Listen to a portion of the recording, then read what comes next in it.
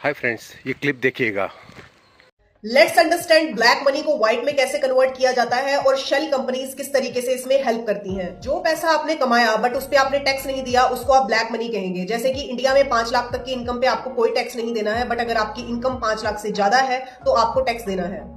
अब black money को white में कन्वर्ट करने की प्रोसेस को समझ लेते हैं। मान लो यूएई में पर्सन ए ने इंडिया में पर्सन बी को 5 करोड़ रुपए भेजने हैं। अगर वो बैंक के थ्रू भेजता है तो वहां पे तो पैन कार्ड, आधार कार्ड डिटेल्स रजिस्टर्ड है, तो वहां पे तो पता लग जाएगा कि किसने कितने पैसे किसको भेजे हैं। तो यहाँ पे बैंक के थ्रू नहीं, किसी एजेंट के थ्रू पैसा भिजवाया जाएगा। अब किया क्या जाएगा कि टैक्स से बचने के लिए पर्सन ए यूएई में बैठे किसी एजेंट को 5 करोड़ रुपए देगा और वो एजेंट इंडिया में बैठे किसी एजेंट से 5 करोड़ रुपए पर्सन बी को दिलवाएगा। बट अभी वो जो पैसा है वो यूएई से इंडिया नहीं आया है।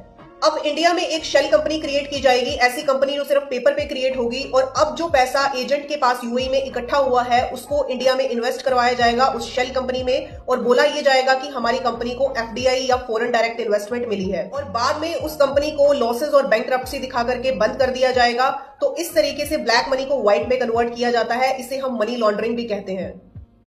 हाँ तो फ्रेंड, आपने देखा किस तरह से मनी गेम होता है ब्लैक को वाइट कन्वर्ट करने के लिए, और ये स्पेसिफिकली बहुत बड़े पैमाने पे ही होता है।